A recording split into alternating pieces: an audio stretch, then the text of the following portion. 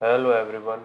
जैसा कि हम पढ़ रहे थे एनसीईआरटी की बुक्स क्लास 6 to 10 और उसमें हम पहुंच चुके थे क्लास 10 की पॉलिटी की बुक जो कि है लोकतांत्रिक और राजनीतिक सेकंड जो कि है 10th क्लास की। और उसमें हमने 3 चैप्टर पहले पढ़े और इस वीडियो में हम पढ़ेंगे चैप्टर नंबर 4 जिसका नाम है जाति धर्म और लैंगिक मसले। सबसे पहले इसके परिचय में है। पिछले अध्याय में हमने जाना है कि सामाजिक विविधता लोकतंत्र के लिए कोई खतरा नहीं होता।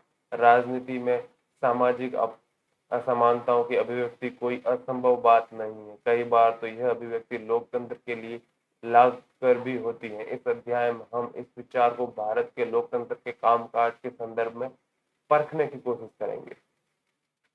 हम यहाँ सामाजिक विभाजन और भेदभाव वाली 3 सामाजिक असमानताओं पर गौर करेंगे। यह है लिंग, धर्म और जाति पर आधारित सामाजिक विषमताएं। ये असमानताएं कैसे हैं और किस तरह राजनीति में अभिव्यक्ति होती हैं, हम इस पर बारी बारी से गौर करेंगे। फिर हम यह देखने की कोशिश करेंगे कि इन समस्याओं पर आधारित अलग अलग अभिव्यक्तियां लोकतंत्र के लिए लाभकर हैं या नुकसानदेह। सबसे पहले है लैंगिक मसले और राजनीति। उसमें है नीति, निजी और सार्वजनिक का विभाजन। नहीं, सबसे उसमें है लैंगिक मसले। लैंगिक मसले में सबसे पहले ये चित्र दिया गया है जिसमें इस स्त्री शक्ति का उद्घोष करता बंगाल का एक पोस्टर। आइए अपनी बात की शुरुआत हम लैंगिक असमानता कैसे करें। सामाजिक असमानता का यह रूप हर जगह नजर आता है, लेकिन राजनीति के अध्ययन में शायद इस बात की पहचान की जाती है।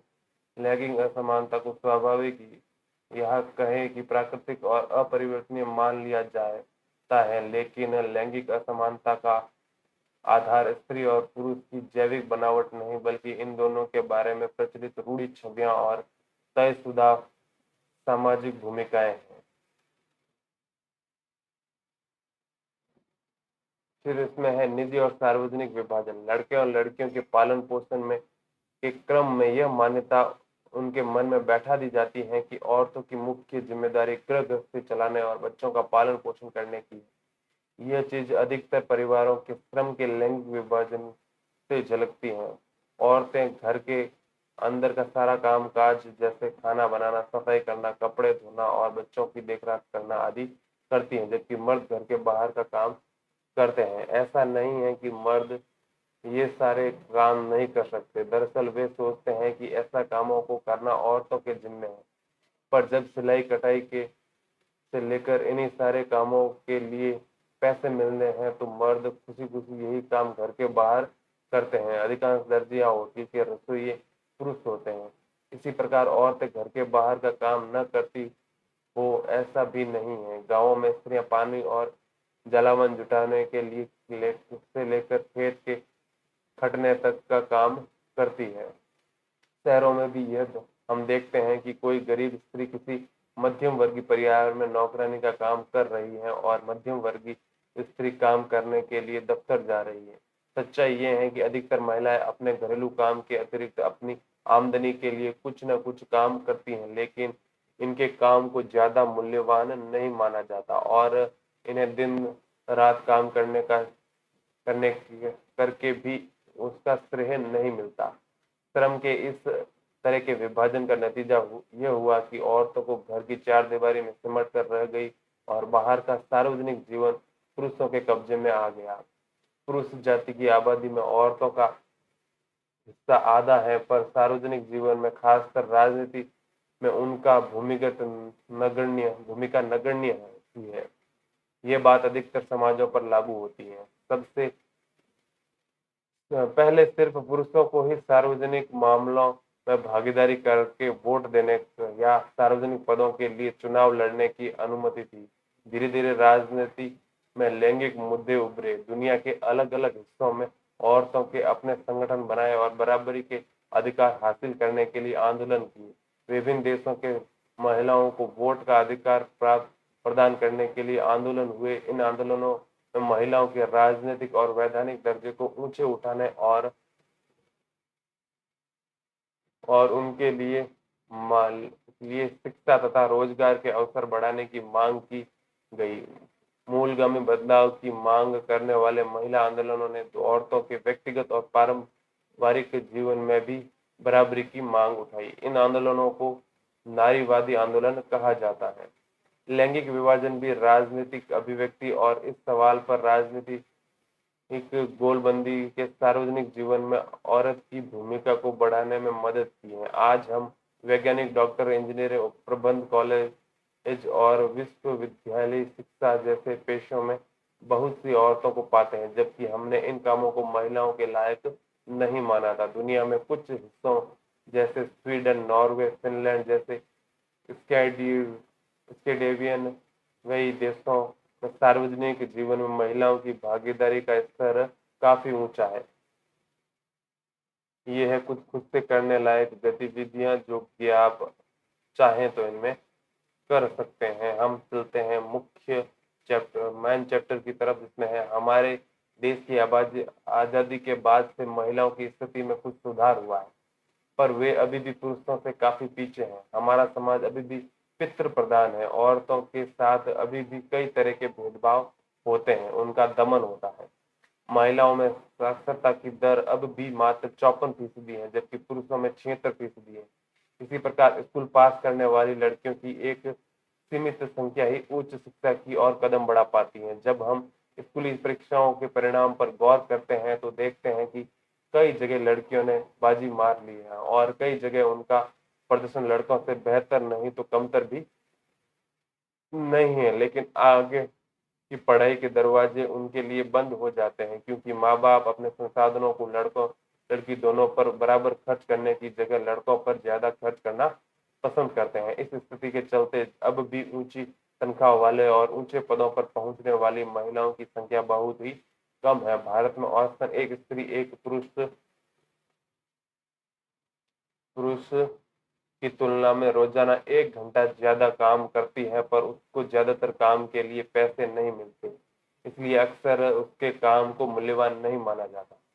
सामान्य मजदूर से संबंधित अधिनियम में कहा गया है कि समान काम के लिए समान मजदूरी दी जाएगी। बहरहाल काम के हर क्षेत्र में, यानी खेल कूद की दुनिया से लेकर सिनेमा के संसार तक और कल कारखानों से लेकर खेत खलियान तक, महिलाओं को पुरुषों की तुलना में कम मजदूरी मिलती है, भले ही दोनों में समान काम किया हो। एक और बात है कि भारत के अनेक हिस्सों में माँ बाप को सिर्फ लड़के ही चाह होती है। लड़की को जन्म लेने से पहले ही खत्म कर देने के तरीके इसी मानसिकता से पनपते हैं। इससे देश की लिंग अनुपात प्रति 1000 लड़कों पर लड़कियों की संख्या गिरकर 919 रह गया है। साथ लगा नक्शा बताता है कि कई जगहों पर यह अनुपात गिरकर 850 और कहीं कहीं तो 800 से भी नीचे चला गया है।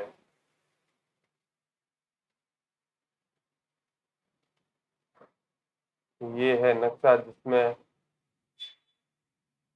बाल स्त्री पुरुष अनुपात 2011, मतलब 0 से 6 वर्ष के जो भी बच्चे हैं उनमें लिंगानुपात को कलर के हिसाब से दिखाया गया है, जिसमें सबसे 1000 मेल पर कितनी फीमेल है वो सबसे ज्यादा है इन ऐसे कलर के राज्यों में, जो कि केरल, छत्तीसगढ़ और ये इस तरीके से दिखाया गया है।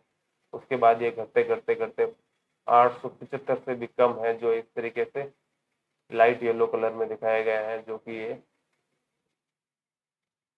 बांग्लादेश, भूटान, श्रीलंका, म्यांमार आदि जगहों पर दिखाई दे सकता है।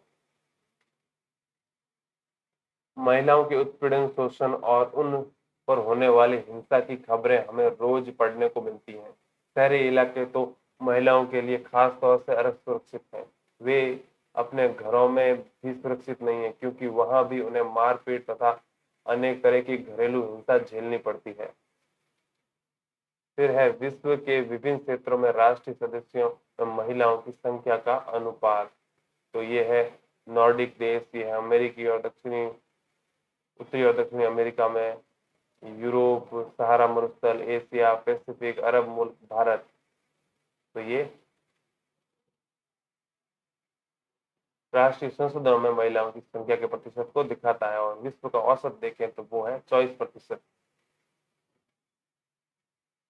इसके बाद है महिलाओं का राजनीतिक प्रतिनिधित्व।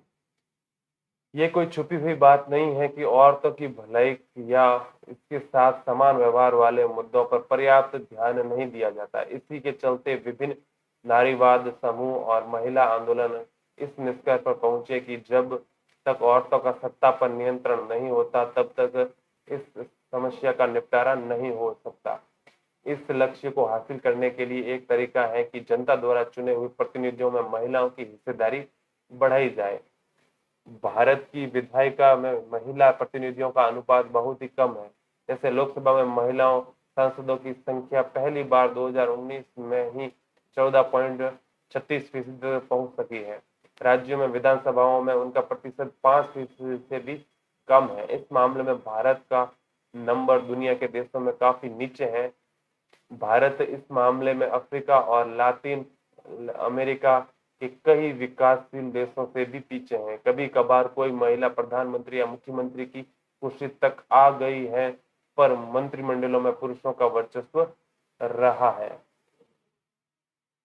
इस समस्या को सुलझाने का एक तरीका तो निर्वाचन संस्थाओं में महिलाओं के लिए कानूनी रूप से एक उचित हिस्सा तय कर देना है। भारत में पंचायती राज के अंतर्गत कुछ ऐसी ही व्यवस्थाएं की गई हैं। स्थानीय सरकारें यानी पंचायतों और नगर पालिकाओं में 1/3 पद महिलाओं के लिए आरक्षित कर दिए गए हैं।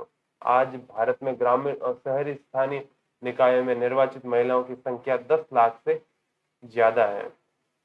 महिला संगठनों और कार्यकर्ताओं की मांग है कि लोकसभा और राज्यसभा सभा विधानसभा की भी 1/3 सीटें महिलाओं के लिए आरक्षित कर देनी चाहिए। संसद में इस आशय पर एक विधेयक पेश भी किया गया था, पर 10 वर्ष से ज्यादा जिसे वह लटका पड़ा है। सभी राजनीतिक पार्टियां इस विधेयक को लेकर एकमत नहीं है और यह पास नहीं हो सका। लैंगिक विभाजन इस बात की एक मिसाल है कि कुछ खास किस्म के सामाजिक विभाजनों को राजनीतिक रूप देने की जरूरत है। इससे यह भी पता चलता है कि जब सामाजिक विभाजन एक राजनीतिक मुद्दा बन जाता है तो वंचित समूहों को किस तरह लाभ होता है। क्या आपको लगता है कि अगर महिलाओं से भेदभाव भरे व्यवहार का मसला राजनीतिक तौर पर न उठता तो उनको लाभ मिल पाना संभव था? ये कार्टून है जिसमें है ये कार्टून बताता है कि महिला आरक्षण विधेयक संसद में पास क्यों नहीं हो पाया। क्या आप ये नजरिया से सहमत हैं? यह है सुरेंद्र द हिंदू का कार्टून। इसमें ये कह रहे हैं कि चिंता मत करना, हम तुम्हारे लिए कोई ना कोई रास्ता ढूंढ ही लेंगे। ये है महिलाएं। फिर आगे है धर्म सांप्रदायिकता और राजनीति। आइए एक कदम अब एक कदम अलग किस्म के सामाजिक विभाजन की चर्चा करें, यानी धार्मिक अंतरों पर आधारित विभाजन की। यह विभाजन लैंगिक विभाजन जैसे सार्वभौम तो नहीं है, पर विश्व में धार्मिक विभिन्नता आज बड़ी व्यापक हो चली है। भारत समेत अनेक देशों में अलग अलग धर्मों को मानने वाले लोग रहते हैं, पर जैसा कि हमने उत्तरी आयरलैंड के मामले में देखा, अगर लोग एक धर्म को माने लेकिन उनकी पूजा पद्धति और मान्यताएं अलग अलग हो, तब भी गंभीर मतभेद पैदा हो जाते हैं। लैंगिक विभाजन के विपरीत धार्मिक विभाजन अक्सर राजनीति के मैदान में अभिव्यक्ति होता है। जरा इन बातों पर गौर करिए। गांधी जी कहा करते थे कि धर्म को कभी भी राजनीति से अलग नहीं किया जा सकता। धर्म को से उनका मतलब था कि इस्लाम जैसे धर्म से न होकर नैतिक मूल्यों से था, जो सभी धर्मों से जुड़े हैं। उनका मानना था कि राजनीतिक धर्म द्वारा स्थापित मूल्यों से निर्देशित होना चाहिए। अपने देश में मानवाधिकार समूहों का कहना है कि इस देश में सांप्रदायिक दंगों में मरने वाले ज्यादातर लोग अल्पसंख्यक समुदायों के हैं। उनकी मांग है कि सरकार अल्पसंख्यकों की रक्षा के लिए विशेष कदम उठाए।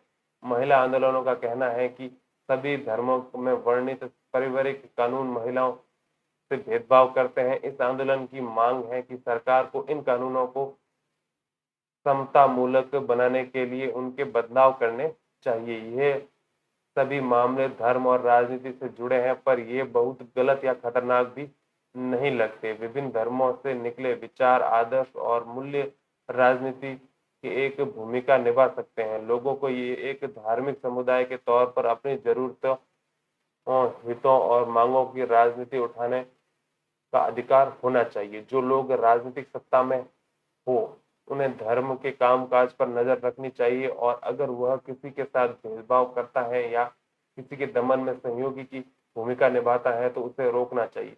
अगर शासन सभी धर्मों के साथ समान बर्ताव करता है तो उसके ऐसे कामों में कोई बुराई नहीं है। फिर है सांप्रदायिकता। समस्या तब शुरू होती है जब धर्म को राष्ट्र का आधार मान लिया जाता है। पिछले अध्याय पर का उत्तरी आयरलैंड का उदाहरण राष्ट्रवाद की ऐसी ही अवधारणा से जुड़े खतरों को दिखाता है। समस्या तब और विकराल हो जाती है जब राजनीति में धर्म की अभिव्यक्ति एक समुदाय की विशिष्टता के दावे और पक्ष पोषण का रूप लेने लगती है तथा इसके अनुयायी ही दूसरे धर्मावलंबियों के खिलाफ मोर्चा खोलने लगते हैं। ऐसा तब होता है जब एक धर्म के विचारों को दूसरे से श्रेष्ठ माना जाने लगता है और कोई एक धार्मिक समूह अपनी मांगों को दूसरे समूह के विरोध में खड़ा करने लगता है। इस प्रक्रिया में जब राज्य अपनी सत्ता का इस्तेमाल किसी एक धर्म के पक्ष में करने लगता है तो स्थिति और विकट होने लगती है। राजनीति में धर्म से इस तरह जोड़ना ही सांप्रदायिकता है। सांप्रदायिक राजनीति इस सोच पर आधारित होती है कि धर्म की सामाजिक समुदाय का निर्माण करता है। इस मान्यता के अनुकूल सोचना सांप्रदायिकता है। इस सोच के अनुसार इस खास धर्म में आस्था रखने वाले लोग एक ही समुदाय के होते हैं, इसके मौलिक हित एक जैसे होते हैं तथा समुदाय के लोगों के आपसी मतभेद सामुदायिक जीवन में कोई अहमियत नहीं रखते। इस सोच से यह बात भी शामिल है कि किसी अलग धर्म को मानने वाले लोग दूसरे सामाजिक समुदाय का हिस्सा नहीं हो सकते। अगर विभिन्न धर्मों के लोगों की सोच में कोई समानता दिखती है तो यह ऊपरी और बेमानी होती है। अलग अलग धर्मों के लोगों के हित तो अलग अलग होंगे ही और उनमें टकराव भी होगा। सांप्रदायिक सोच जब ज्यादा आगे बढ़ती है तो उसमें यह विचार जुड़ने लगता है कि दूसरे धर्मों के अनुयायी एक ही राष्ट्र में समान नागरिक के तौर पर नहीं रह सकते। इस मानसिकता के अनुसार या तो एक समुदाय में के लोगों को दूसरे समुदाय के वर्चस्व में रहना होगा या फिर इनके लिए अलग राष्ट्र बनाना होगा। यह मान्यता बुनियादी रूप से गलत है। एक धर्म के लोगों के हित और उनकी आशंका हर मामले में एक जैसी हो, यह संभव नहीं है। हर व्यक्ति कई तरह की भूमिकाएं निभाता है, उनकी हैसियत और पहचान अलग अलग होती है। हर समुदाय में तरह तरह के विचारों के लोग होते हैं। इन सभी को अपनी बात कहने का अधिकार है। इसलिए एक धर्म से जुड़े सभी लोगों को किसी गैर धार्मिक संदर्भ में एक करके देखना उस समुदाय की विभिन्न आवाजों को दबाना है। सांप्रदायिकता राजनीति के अनेक रूप धारण कर सकती है। सांप्रदायिकता की सबसे आम अभिव्यक्ति दिन जीवन में ही दिखती है। इससे धार्मिक पूर्वाग्रह, धार्मिक समुदायों के बारे में बनाई धारणाएं और एक धर्म को दूसरे धर्म से श्रेष्ठ मानने की मान्यताएं शामिल है। ये चीजें इतनी आम है कि अक्सर हम उन पर ध्यान तक नहीं देते, जबकि यह हमारे अंदर ही बैठी होती है।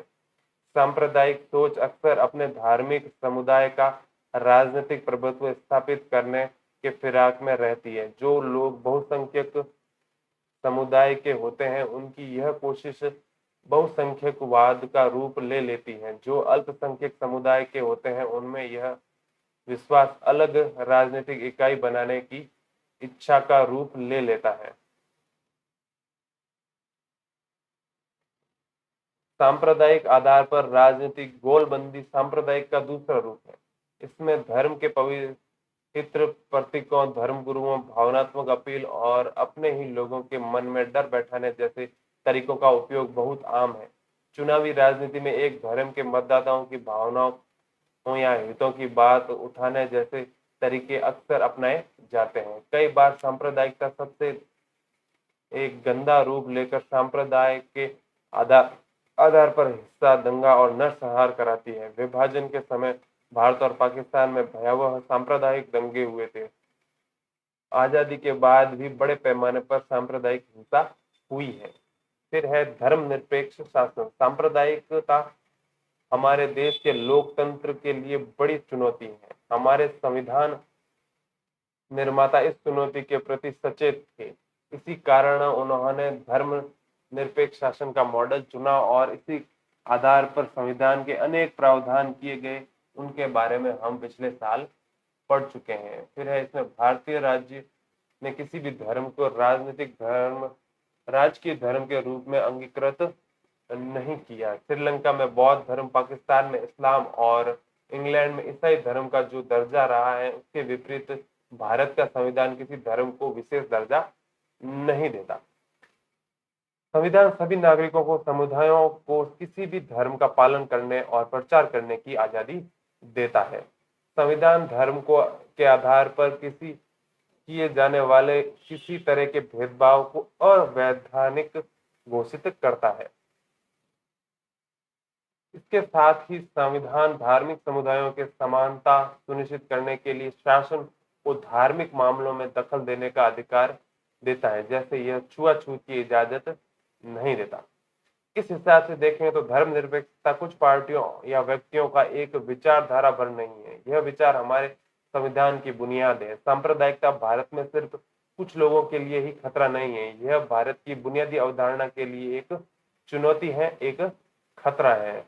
हमारी ही तरह का धर्मनिरपेक्ष संविधान जरूरी चीज है, पर अकेले इसी के बूते सांप्रदायिकता का मुकाबला नहीं किया जा सकता। हमें अपने दैनंदिन जीवन में सांप्रदायिक पूर्वाग्रहों और दुष्प्रचारों का मुकाबला करना होगा तथा धर्म पर आधारित गोलबंदी का मुकाबला राजनीति के दायरे में करने की जरूरत है। फिर है ये जाति और राजनीति। हमने राजनीति में सामाजिक विभाजन की दो अभिव्यक्तियां देखी। इसमें एक मोटे तौर पर सकारात्मक या लाभदायक है, तो दूसरी नकारात्मक और या नुकसानदायक है। आइए अब अंतिम प्रमुख विभाजन यानी जाति और राजनीति की चर्चा करें। इसके सकारात्मक और नकारात्मक दोनों ही पक्ष। पहला है जातिगत असमानता है।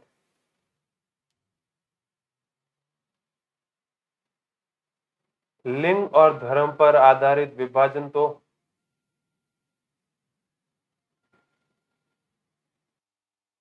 लिंग और धर्म पर आधारित विभाजन तो दुनिया भर में है, पर जाति पर आधारित विभाजन सिर्फ भारतीय समाज में ही देखने को मिलता है। सभी समाजों में कुछ सामाजिक असमानताएं एक न एक तरह का श्रम विभाजन मौजूद होता है। अधिकतर समाजों में पैसा परिवार की एक पीढ़ी से दूसरी पीढ़ी में जाता है, लेकिन जाति व्यवस्था इसका एक अतिवाद और स्थायी रूप है। अन्य समाजों में मौजूद असमानताओं से यह एक खास अर्थ में भिन्न है। इसमें पैसे के वंशानुगत विभाजन को रीति रिवाजों की मान्यता प्राप्त है। एक जाति समूह के लोग एक या मिलते जुलते पैसों से तो ऐसे होते ही हैं, साथ ही उन्हें एक अलग सामाजिक समुदाय के साथ में भी देखा जाता है। इसके पास उसमें आपस में ही बेटी रोटी अर्थात शादी और खान पान का संबंध रहता है। अन्य जाति समूहों में उनके बच्चों की न तो शादी हो सकती है और न ही महत्वपूर्ण पारिवारिक और सामुदायिक आयोजनों में उनकी पास में बैठकर दूसरी जाति के लोग भोजन कर सकते हैं। वर्ण व्यवस्था अन्य जाति समूहों के भेदभाव और अन्य अपनों से अलग मानने की अवधारणा पर आधारित है। इनमें अत्यंत जातियों के साथ छुआछूत का व्यवहार किया जाता था। इसकी चर्चा हमने 9वीं कक्षा में की थी। यही कारण है कि ज्योतिबा फुले, महात्मा गांधी, डॉक्टर अंबेडकर और पेरियार रामास्वामी नायडू जैसे राजनेताओं और समाज सुधारकों ने जातिगत भेदभाव से मुक्त समाज व्यवस्था बनाने की बात की और उसके लिए काम किया।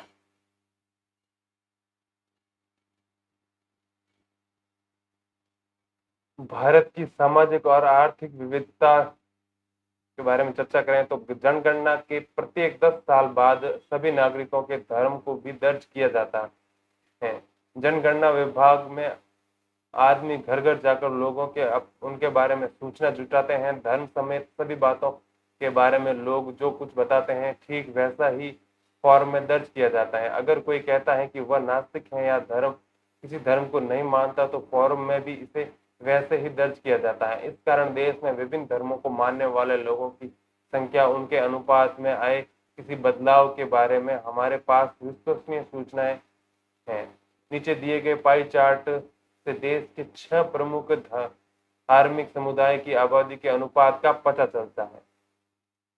आबादी के बाद आजादी के बाद से प्रत्येक धार्मिक समुदाय की आबादी तो काफी बढ़ी है, पर कुल आबादी में उसका अनुपात ज्यादा नहीं बदला है।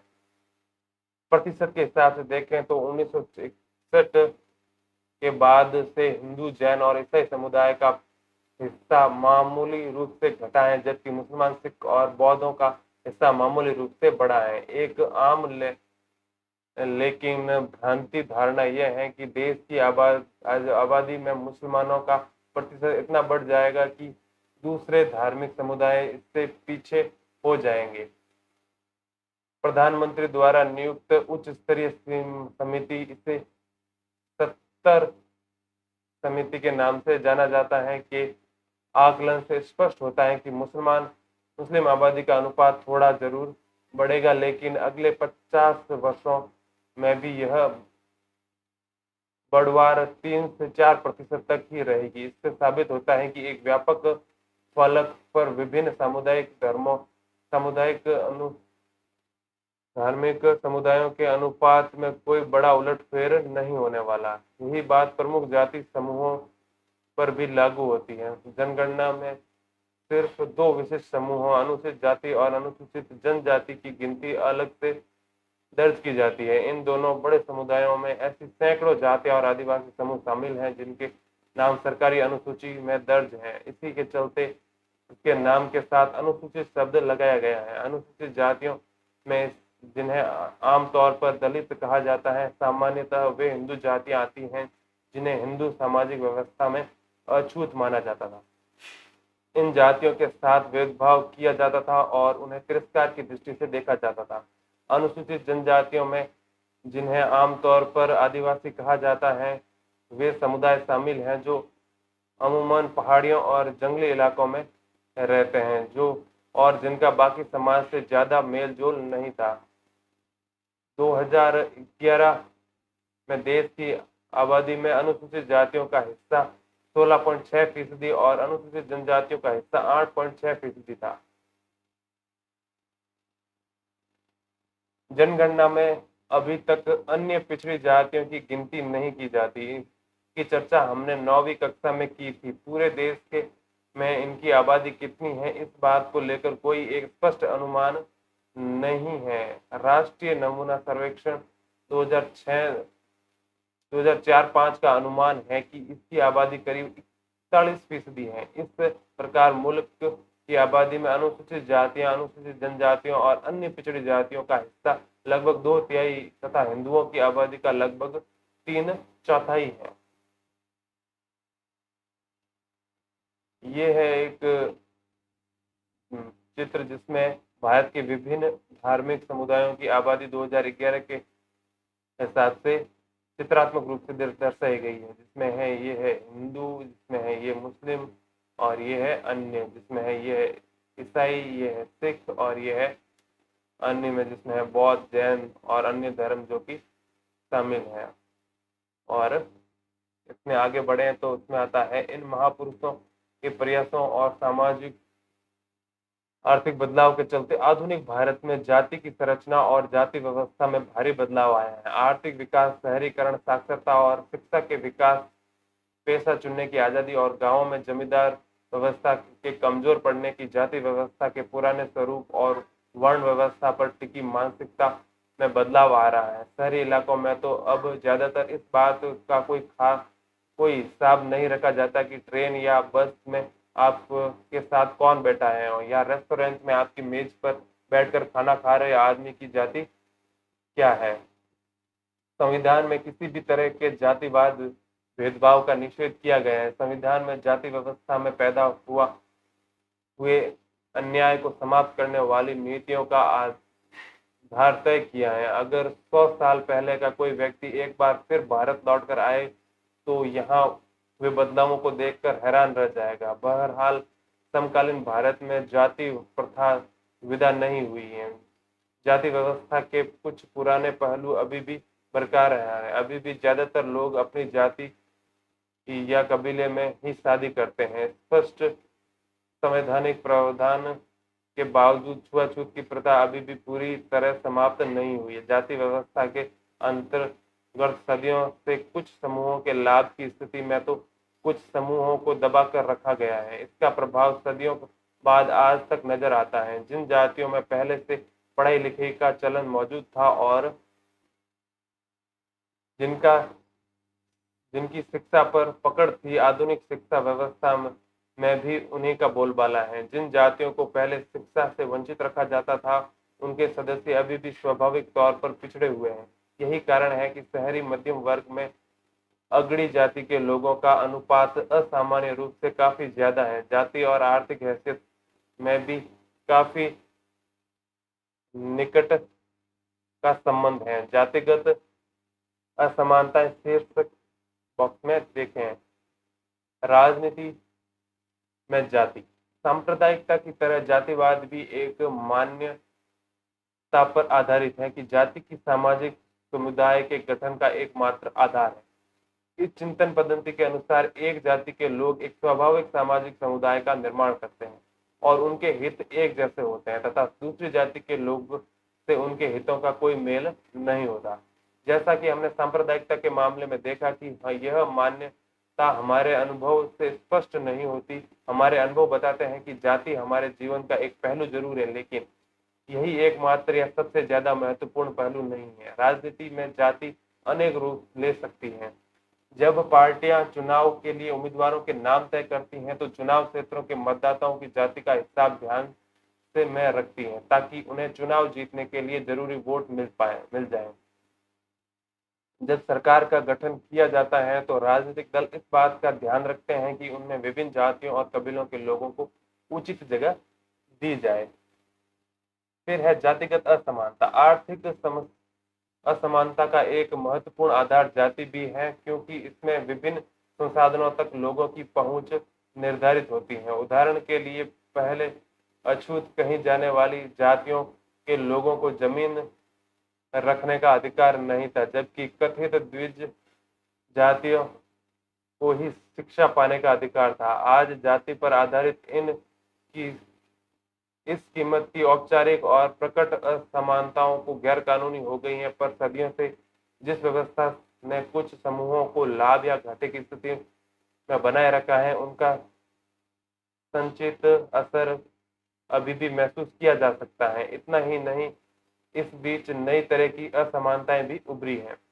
निश्चित रूप से जाति और आर्थिक हैसियत की पुरानी स्थिति में काफी बदलाव आया है। आज ऊंची या नीची किसी भी जाति में बहुत अमीर और बहुत गरीब लोग देखे जा सकते हैं। 20 या 30 वर्ष पहले एक तक ऐसा नहीं था।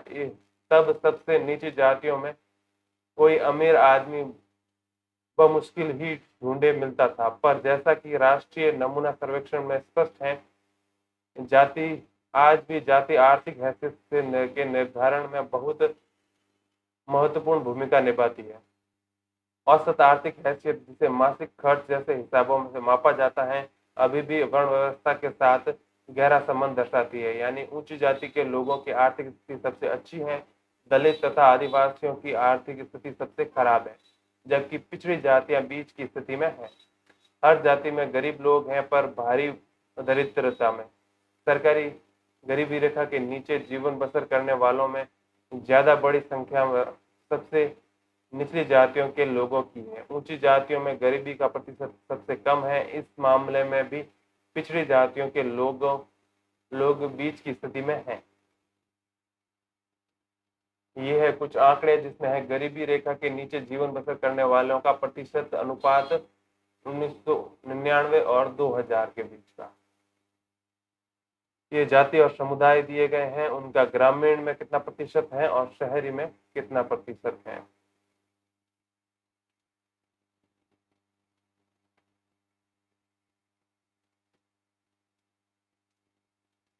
नोट, यहाँ अंगड़ी जाति का मतलब उन सभी लोगों से है जो अनुसूचित जाति, अनुसूचित जनजाति या पिछड़ी जातियों के अंतर्गत नहीं आते। गरीबी रेखा के नीचे का मतलब प्रति व्यक्ति प्रति माह 327 रुपए ग्रामीण और 455 रुपए कम खर्च करने वाले लोग हैं। राजनीतिक पार्टियां और उम्मीदवार समर्थन हासिल करने के लिए जातिगत भावनाओं को उकेरते हैं। कुछ दलों को कुछ जातियों में मददगार और प्रतिनिधि के रूप में देखा जाता है। सार्वभौम वयस्क मताधिकार और एक व्यक्ति एक वोट की व्यवस्था से राजनीतिक दलों को विवश किया कि वे राजनीतिक समर्थन पाने में लोगों की गोल बंद करने के लिए सक्रिय हो। इससे उन जातियों के लोगों में नई चेतना पैदा हुई जिन्हें अभी तक छोटा और नीच माना जाता था। राजनीति में जाति पर जोर देने के कारण कई जगह पर धारणा बन सकती है कि चुनाव जातियों का खेल है, कुछ और नहीं। यह बात सच नहीं है। जरा इन चीजों पर गौर कीजिए। देश के किसी भी एक संसदीय चुनाव क्षेत्र में किसी एक जाति के लोग का बहुमत नहीं है। इसलिए हर पार्टी और उम्मीदवार को चुनाव जीतने के लिए एक जाति और एक समुदाय से ज्यादा लोगों का भरोसा हासिल करना पड़ता है। कोई भी पार्टी किसी भी जाति या समुदाय के सभी लोगों का वोट हासिल नहीं कर सकती। जब लोग किसी जाति विशेष को किसी एक पार्टी का वोट बैंक कहते हैं तो इसका मतलब ये होता है कि उस जाति के ज्यादातर लोग उसी पार्टी को वोट देते हैं। अगर किसी चुनाव क्षेत्र में एक जाति के लोगों का प्रभुत्व माना जा रहा है तो अनेक पार्टियों को उसी जाति का उम्मीदवार खड़ा करने से कोई रोक नहीं सकता। ऐसे में कुछ मतदाताओं के सामने अपनी जाति के एक से ज्यादा उम्मीदवार होते हैं तो किसी किसी जाति के मतदाताओं के सामने उनकी जाति का एक भी उम्मीदवार नहीं होता। हमारे देश में सत्तारूढ़ दल वर्तमान सांसदों और विधायकों को अक्सर हार का सामना करना पड़ता है। अगर जाति और समुदाय की राजनीतिक पसंद एक ही हो तो ऐसा संभव नहीं हो पाता। स्पष्ट है कि चुनाव में जाति भूमिका महत्वपूर्ण होती है, किंतु दूसरे कारक भी कितने ही असरदार होते हैं। मतदान अपनी जातियों के से जितना जुड़ाव रखते हैं, अक्सर उन्हें उनसे ज्यादा गहरा जुड़ाव राजनीतिक दलों से रखते हैं। एक जाति या समुदाय के भीतर भी अमीर और गरीब लोगों के हित अलग अलग होते हैं। एक ही समुदाय के अमीर और गरीब लोग अक्सर अलग अलग पार्टियों को वोट देते हैं। सरकार के कामकाज के बारे में लोगों की राय और नेताओं की लोकप्रियता का चुनाव पर असर निर्णायक होता है। फिर है जाति के अंदर राजनीति। अभी तक हमने इसी चीज पर गौर किया है कि राजनीति के में जाति की क्या भूमिका होती है, पर इसका मतलब ये नहीं कि जाति और राजनीति में के बीच सिर्फ एक तरफा संबंध होता है। राजनीति भी जातियों और राजनीति के अखाड़े में लाकर जाति व्यवस्था और जातिगत पहचान को प्रभावित करती है। इस तरफ सिर्फ राजनीति की जातिग्रस्त नहीं होती, जाति की राजनीतिग्रस्त हो जाती है। यह चीजें अनेक रूप लेती हैं। हर जाति खुद को बड़ा बनवाना चाहती है तो पहले वह अपने समूह की जिन उपजातियों को छोटा या नीच बताकर अपने से बाहर रखना चाहती थी, अब उन्हें अपने साथ लाने की कोशिश करती है। चूंकि एक जाति अपने दम पर सत्ता पर कब्जा नहीं कर सकती, इसलिए वह ज्यादा राजनीतिक ताकत पाने से दूसरी जातियों या समुदायों को साथ लेने की कोशिश करती है और इस तरह इनके बीच संवाद और मोल तोल होता है। राजनीति के नए किस्म की जातिगत गोलबंदी भी हुई है, जैसे अंगड़ा और पिछड़ा।